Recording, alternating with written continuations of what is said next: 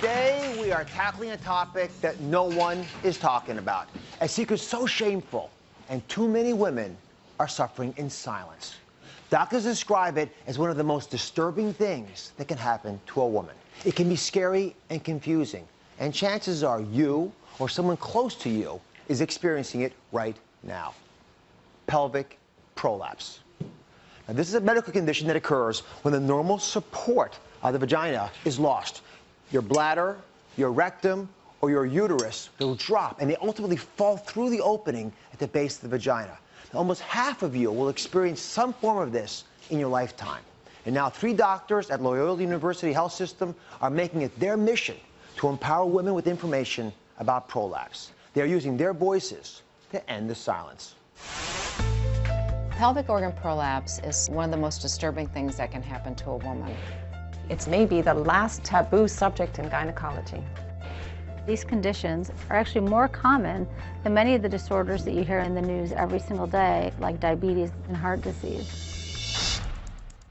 One day I was in the bathroom and I wiped and felt something coming out and was horrified. There was a bulge coming out of my vagina and I knew something was wrong. I was freaked out. My insides were coming out of my body was terrifying. For many women, this is shocking. It leaves them feeling vulnerable and shameful about their body. I was totally embarrassed to talk about this with my husband, and I don't think to this day he knows exactly what happened. Good to see you. Many women have gone untreated for years, and they just have no idea what's wrong with them. It scared me knowing that anyone that I knew never had this. The ironic thing is that I've been researching health for 25 years and I've never heard of this. How is that possible? Women do not have to suffer in silence anymore. There are many treatments available. There's surgical and non-surgical options. They're safe, they're effective.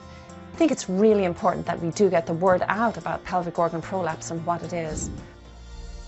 There's so many women who are suffering from these types of disorders. You don't have to live that way, there's hope. My goal is to empower women, to bring power to the pelvis. We have to spread the word among our sisters, our friends, mothers and daughters. We need to let women know that they're not alone.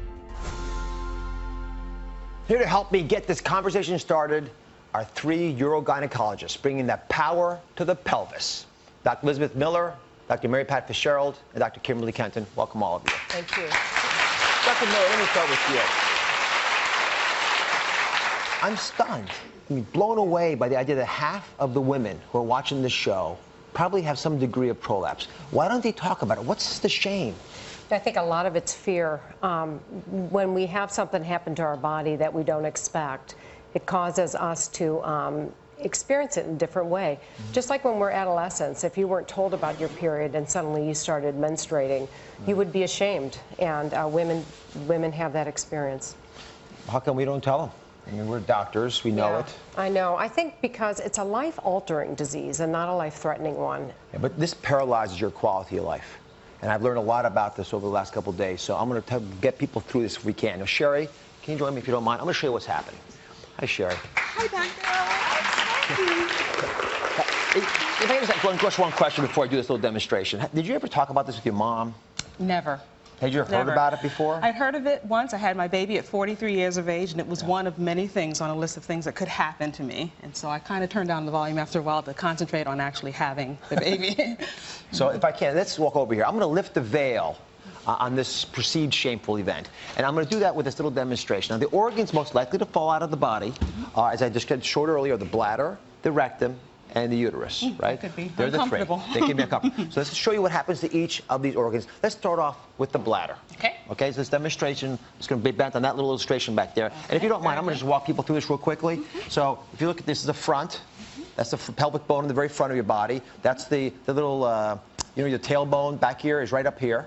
And there's the bladder in red right there. You all see that pretty clearly? All right, so you're going to be the bladder. Oh, okay? Fun.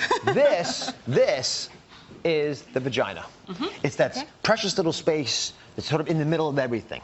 So this is the front part, okay? So the pelvic bone is like this. So if you, I'm looking from the side at me. Okay. So I want you to be the bladder, which is in front of the vagina. I just want to lean into that a little bit. Okay. And I've got somebody in there just, okay? Now, it actually can pop a hole in here. I can see. Go ahead and put your hand through there. You can sort of eventually pop right through. So put your head through there, because that's what happens. And all of a sudden, you're on the inside. Now, you don't want that, obviously. And then besides the fact that you feel the pressure there, it'll start revealing symptoms of something called a cystocele. Right? You don't have to have the name, but the fact that we have a name for it means that it happens a fair amount.